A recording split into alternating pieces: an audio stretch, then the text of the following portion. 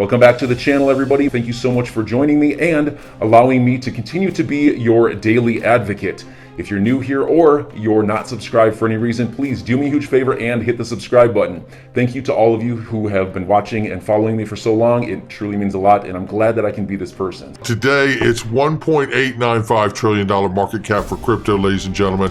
A lot of money in just the last hour or so coming back into the market cap here. We're off by 0.71 this morning. We see Bitcoin 42,500 plus, Ethereum is 2,900 plus, and at the number 6 spot still, it's XRP at 80 cents. Let's take a look at the range of price really quickly here.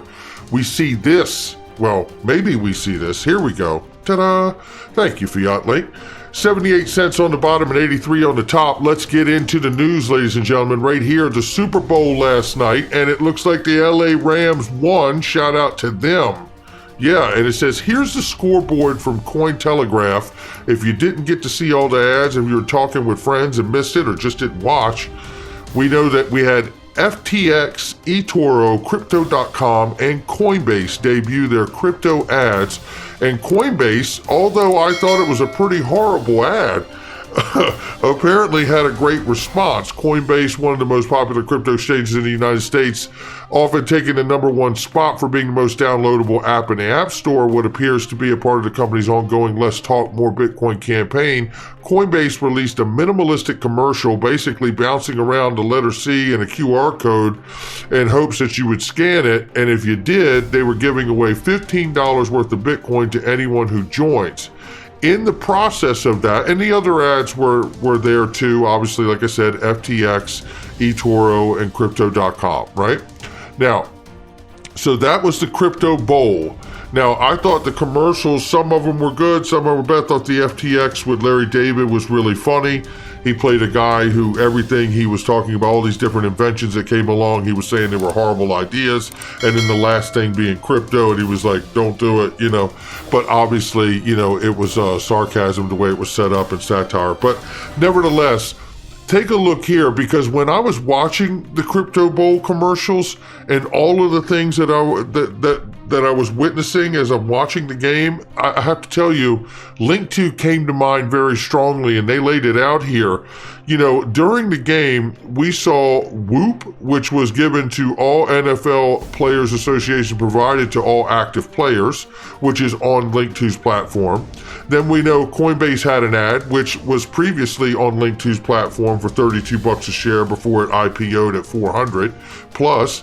And then we see, well, Ripple, we didn't see Ripple, but nevertheless, Ripple's on there and you don't have much left of it. It's about sold out. If you're going to get it, you better. And then we saw SoFi, which was on the platform before as well. And I was like, wow, this is like Crypto Bowl is the Link2 Bowl, because most of these products and BitPay are on the Link2 platform or have been on the Link2 platform. This is why I tell you about private equity made simple by Link2.com.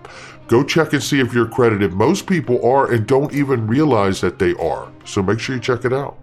Anyway, through all of this minimalistic advertising, the App Store says, and the block research shows that Coinbase app surged from 186th place to 2nd place on the App Store. And as you can imagine, in true fashion, Coinbase crashed. You can't really make it up, can you? I mean, Coinbase is good at that. They do that. But here's a look at the top 10 coins by alt rank over the last 24 hours. And number 1 is, you guessed it, XRP. How about that? We're number 1 with the United States Securities Exchange Commission lawsuit sitting over our head. Which, by the way, there are no criminal or fraud charges involved in. It is simply a civil matter with the SEC about whether they believe they either registered or weren't registered, and we believe, obviously, the SEC certainly believes they have an unregistered security, and we do not. We will see how that unfolds, and we're going to touch on that latest news in the case in just 1 second. But I wanted to remind you of this from the end of last week and over the weekend here, because I think ProCoin News has this right. You should follow them. I can't believe this isn't getting more attention than it is. It's a huge story, and it absolutely is. Ripple lands a partnership with the Digital Euro Association, which in fact is a think tank for helping all of the 27 nations involved in the European Union here on how to develop and launch a central bank digital currency. Don't believe it, it's still true. This is pretty remarkable here, ladies and gentlemen. Think about it. Think about what we already know. I put this diagram together for you, and this is why I said, oh, look, it Ripple's back on the board and linked to, and I bet it doesn't last long because there isn't much of it left now. It'll probably be sold out today. 27 nations in the European Union and the Digital Euro Association picks up Ripple. We already know that we're on the Digital Pound Foundation and working with Central Bank of Bhutan and Palau. I don't think it's that much longer because we all already understand 2017, huge relationship with Ripple and the Federal Reserve Faster Payments Task Force. What do we know? Executive order to be coming out, and obviously the Federal Reserve and the U.S. Treasury are going to have something to say and a huge contribution about stable coins and crypto because, in fact, people see that as money, right? So that's the agencies you're going to hear from. Bahrain Central Bank completes cross-border transfer test using JP Morgan blockchain and the coin. Take a look here. It says right here, Bahrain Central Bank recently said it piloted its first cross-border funds transfer using the JP Morgan blockchain. The transfer, which was carried out in a partnership with Bank ABC, is the latest step taken by the CBB as it prepares to launch its digital currency. In its comments from the following latest test, CBB governor says, it quoted by Unlock Media lauding the central bank's ongoing test. We at the Central Bank of Bahrain are extremely pleased to announce the success of the test, which aligns our vision and strategy to continually develop and enrich the capabilities extended to stakeholders within our financial services sector in the kingdom using advanced, leading emerging technologies. That's what we're talking about here. And it says right here, Central Bank of Bahrain, working in a partnership with ABC, recently announced that it successfully tested and transfer of funds across borders using JP Morgan's JPM coin. We will keep you posted. I like it because if we're to understand this to be competition, bring it on. That's what I say. Bring it on. DBS plans to launch retail digital asset trading desk by end of this year. They're talking about services applied to cryptocurrencies hosted on digital exchange, Bitcoin, Ether, Bitcoin Cash, and XRP. And to no surprise, because Piyush Gupta was a speaker at the 2019 Swell event, and I think even the last year's event as well, or the year before. But nevertheless, this is coming on pretty quickly, ladies and gentlemen. Things are moving regardless of what feels like a quagmire here in the United States. So we'll keep a lookout for that. And there's really not much more to give you other than that. That is, they do plan estimates that it will be operational by the end of this year. Let's keep moving. Switzerland's largest bank, UBS, expects the United States Congress to take a long time to pass cryptocurrency legislation despite mounting interest in crypto investments and regulators calling for Congress to weigh in on crypto legislation.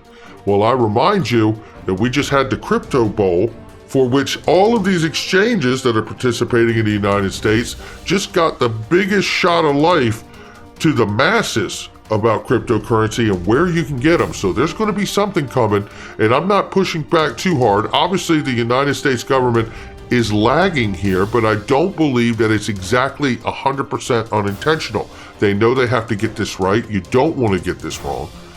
I can't believe I'm even saying that, and it sounds like I'm in defense of the government and I'm taking so long. But what I firmly believe here is this. The Swiss Bank's Office Public Policy explained that at a hearing, a senior Treasury official discussed recommendations made in stablecoins report issued by the Department of Treasury and other regulators to fill in regulatory gaps addressed by financial stability concerns. Ladies and gentlemen, there's your language. And this is what I've been saying for 2 years or more about FSOC, the United States Treasury, and the financial stability of the market infrastructure of our payment systems and our markets.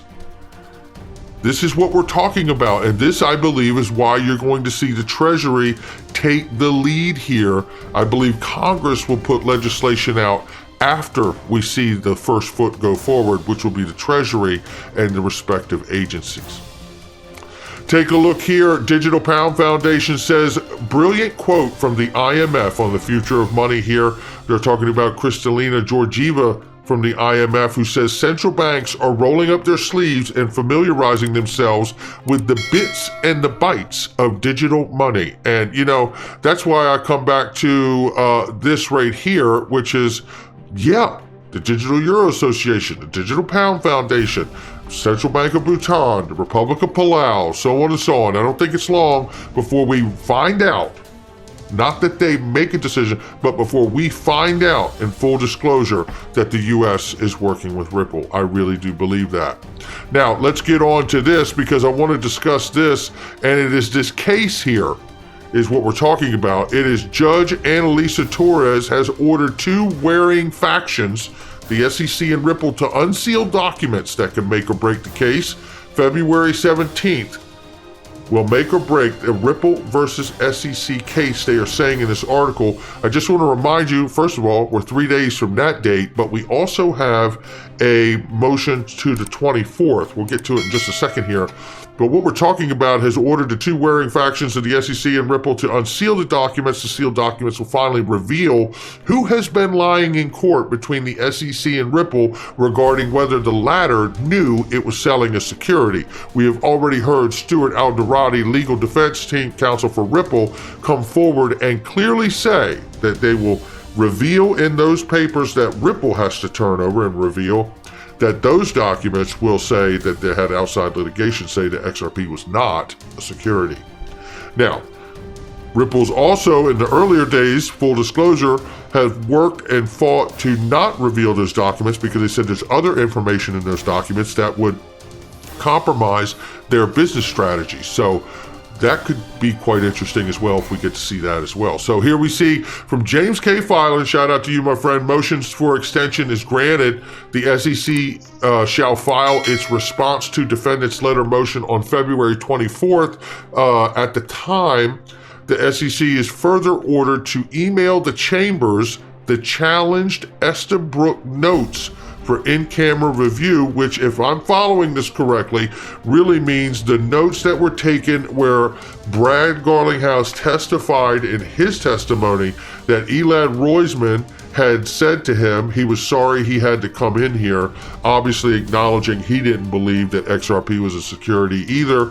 And these were all captured in the notes at the time of that meeting. So we will see what comes out of that, if anything. So head on a swivel, people. You know, there could be a lot to come from this, and there could be a lot to come from this. I firmly believe that there will be massive fundamental events that are the catalyst for the potential, as Crypto Bull talks about here when he says, looks like depending on when XRP breaks out of this wedge, the final price for this bull run is between $16 and $37. Holy moly. You know, I believe that, you know, something like a settlement in the case, or whether it's dropped, and I hope that it's not, or some other evidence that comes out that really determines the path of this case, or the executive order, which may have the Treasury writing and drafting rules and legislation for, not legislation, but rules and regulation for the market agencies, the SEC and CFTC, so this market can take off. And then Congress will have even more time to draft proper regulation without stifling the innovation in the crypto space. So enjoy your day, everybody. I'm always here for you. Leave any comments or questions below, and be sure to subscribe. But thanks, everybody. I really appreciate you. Enjoy your day, and I always have your back. So thanks so much, everybody.